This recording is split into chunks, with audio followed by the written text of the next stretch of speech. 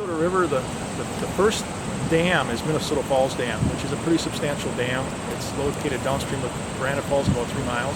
It has about 12 feet ahead right at the dam itself, so it's a pretty substantial barrier. However, it's not a complete barrier. I've seen the water flow around Minnesota Falls Dam, I think all 3 of the last years, plus several other years before that during high flood events. So the fish, they don't migrate across the dam, but they migrate around it. And that's real common on a lot of our dams that are high barriers. Even though they're barriers, they're not complete barriers because the fish will just swim around them during major flood events when the water heads out into the floodplain and finds another path. That's one of the misconceptions a lot of people have about these dams, is that they're complete fish barriers.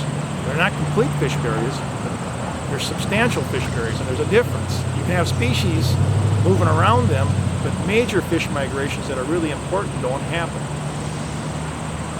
That's been coming up a lot lately with bighead carp and the exotic species.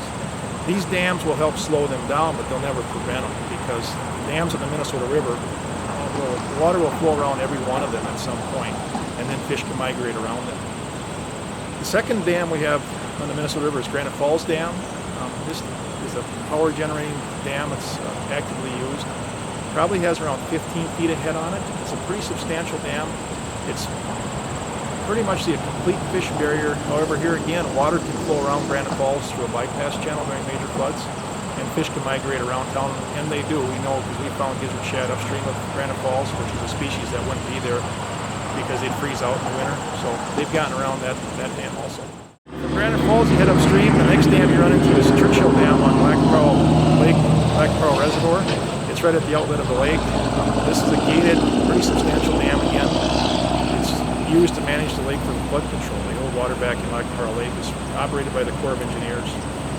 After Lac Pearl Lake, we get to Marsh Lake. We find another dam. It's a classic low-head dam, around 7 feet ahead on that one. No adjustment, no control. The water just flows across it. It's probably your classic low-head, one of your most dangerous dams you could find as far as the hydraulic roller created. That dam's very likely to come out. There's a Corps of Engineers project along with the DNR that's going on right now, and I think we'll see that dam removed within the next 5 years. From there, you head upstream and you run into the next dam on the Big Stone National Wildlife Refuge. It's a kind of a steel liftgate type structure.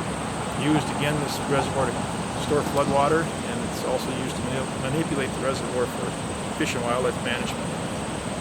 From there, you go upstream and you run into the next dam, which is on Big Stone Lake, and it's the last dam. Again, this is a gated structure that's used to primarily control water levels in Big Stone Lake. They try to maintain Big Stone at a real consistent water level. It's a highly residential lake.